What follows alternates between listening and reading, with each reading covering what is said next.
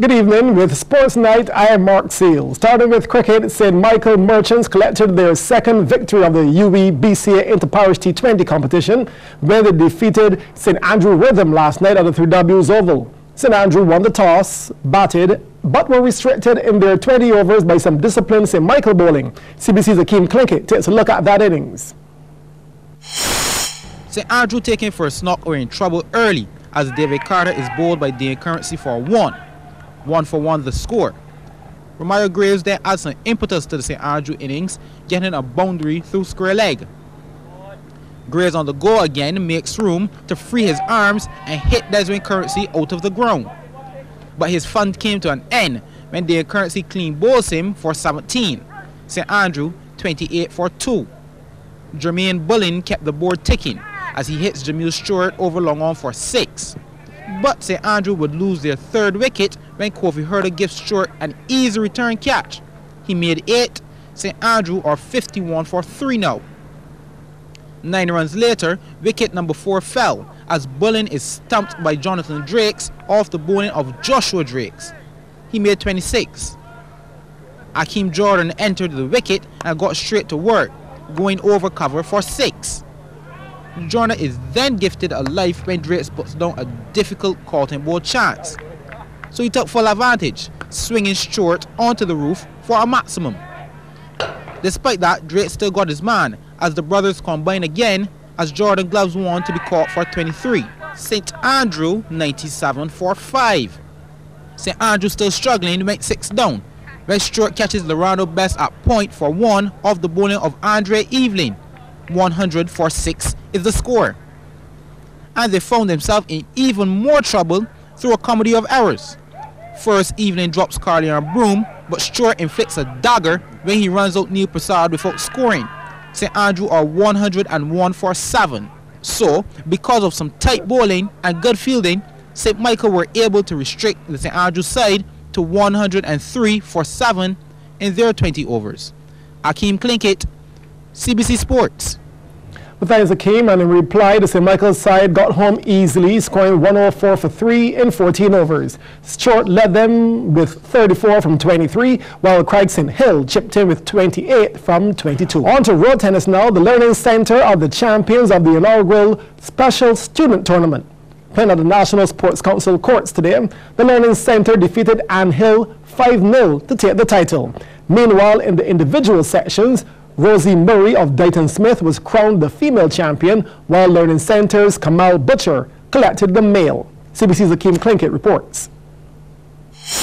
We start off with the girls' final, where Rosie Murray of Dighton Smith in the near court meets the net early versus Ariana Husbands of Ann Hill. She rebounded quickly, however, keeping the ball in play this time, which proved to be the undoing of Husbands. This was a strategy by both players, keeping the execution simple and forcing the other player to make the mistake.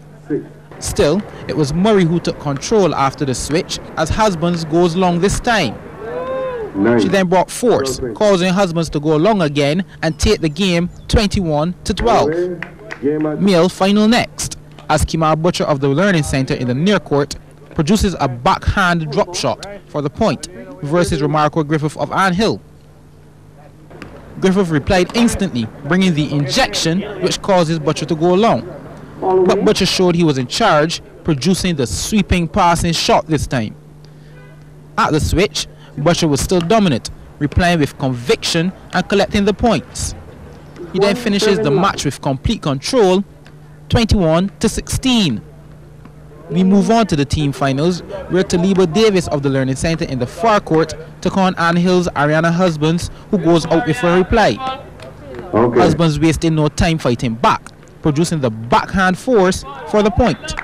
Davis got excited here, trying to reply, and couldn't keep the ball in with the smash. But she found her composure after the switch, getting the point off a Husband's miss. She goes on to take the game at 10 and give Learning Center the 1-0 lead. Second game saw D'Angelo Wilkinson-Jones of Learning Center in the far court versus Kishawn Elliott of Ann Hill, who couldn't reply off a Jones backhand shot. Wilkinson-Jones then brought the backhand again, and Elliott completely missed the ball this time. Wilkinson-Jones continued his stronghold, this time moving Elliott around the court, who couldn't put the ball back on. 3-5. At the switch, he remained in control as he brought back his backhand, which sees Elliott go long. So it was no surprise when he took the game at 21-8 to give Learning Center the 2-0 lead. On to the third game, and Learning Center's Johnny Blackman in near court showed some nonchalance early against Anhill's Joshua Martelli. Blackman then tries to bring the drop shot, but Martelli matches it, which sees Blackman meeting the net. Martelli then used Blackman tactics, bringing the soft touch, which leaves him wanting. But at the switch, Blackman got serious and put the ball on the court as Martelli makes the unforced error. He then secures the title for the Learning Center, winning the game 21-18. Akeem Plinkett, CBC Sports. And staying with road tennis, Darius Gaskin and Rachel Smith are the male and female champions respectively in the 21-30 category. This in the inaugural Lions and Leo Club of Barbados 30 and under youth road tennis tournament. Playing at the Dayton Power Road facility in Bush Hall on night number 2 for the finals, Gaskin defeated Hines in the men's final, while Smith easily conquered Abigail Haynes in the women's. CBC's Sean Green reports. In this women's final, we have Abigail Haynes closer to the screen up against Rachel Smith. Haynes delivering a cross court and working the backhand of Smith, but Smith switches to her forehand and wins the point. Smith kept Haynes on the back foot, flexing her forehand to gain another point. Yeah. And just when things were looking up for Haynes, who started to show some aggression, Smith calmly stepped on the brakes with an unplayable cross-court shot. Smith proving too much for Haynes in the first set, takes it 21-9. Here she waits for the perfect moment to deliver her forehand drive, and on her second attempt, she gets the job done.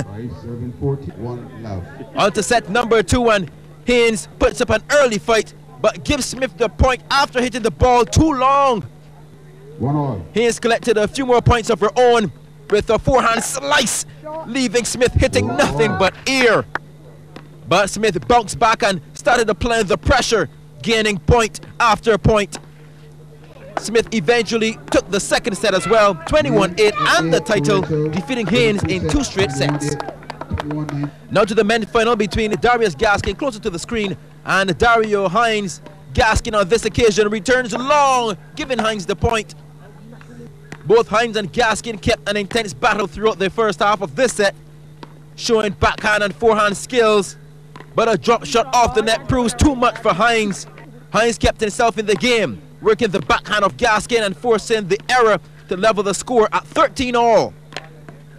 But Gaskin stepped on the accelerator and started to bridge the gap between the two, 19-13. He eventually won the set 21-14. Here Hines finds the net. Gaskin and Hines started off their second set full of energy, displaying shot for shot, driving and slicing as the two showed equal determination to win. But an unforced error by Hines into the net gives Gaskin the first point of the set. Gaskin started to fire. Here he comes up and drives, beating Hines. Hines had a few moments of his own, returning a backhand slice, which leaves Gaskin scampering across the court. But Gaskin will go on to take the second set 21-13 and the title, defeating Hines in 2 straight sets. We thank Sean. Now on to horse racing. Antonio Whitehall rode Northern Star to victory in the Sale Graduates Champion Stakes over the weekend at the Garson Savannah. Northern Star galloped to victory in the featured race in a time of 1 minute, 38.4 seconds. They're off in the Champions Stakes, and the reigning horse of the year popped out, and he immediately goes to the front. So the market leader, Northern Star, is the leader. To his inside is the filly Princess Tiana. They're in for abreast. Butterfly is third, and Stolen is being rated as they come on the line for the first time. So the Derby winners attack each other from the get-go, and it's Northern Star to the inside and Butterfly 6 off the flank second. Princess Tiana is third, and Stolen is fourth. They're covered by 2 lengths past the 5.5. So Antonio Whitehall has dropped the anchor, and him and Northern Star go through a somnambulant opening quarter in 26 3/5. Past the 5 furlong marker they go. Butterfly is second. They're playing the chess game already. Third is Princess Tiana with Anderson Trotman, and Stolen is a trailer with just over 4 furlongs to travel, and the disconcerting presence of Northern Star takes the 3 fillies over the top of the hill. Butterfly has been there throughout. There are no change, and everyone seems to be satisfied with their situation with 3 furlongs to go, and Northern Star starts to cruise away over the top of the hill. Butterfly still second. Princess Tiana is all in from third. The same for Stolen as they come down to the corner, and Butterfly was once on parity with Northern Star, but he just shakes her off as they come to the mile marker, and Northern Star has not been asked for his best, and he's left 3 obliterated fillies behind him. Princess Tiana just passed Butterfly, and Stolen never raised the gallop as they turn for home. And the Goliath of the garrison marches into the final furlong, and he's on top by 3. Princess Tiana gallantly chasing his second, Butterfly third, and Stolen is fourth, but an obscene display of equine dominance from Northern Star as he goes gate to wire. Princess Tiana was second, Butterfly third, and the last one home was Stolen in 1 minute 38 and 2/5.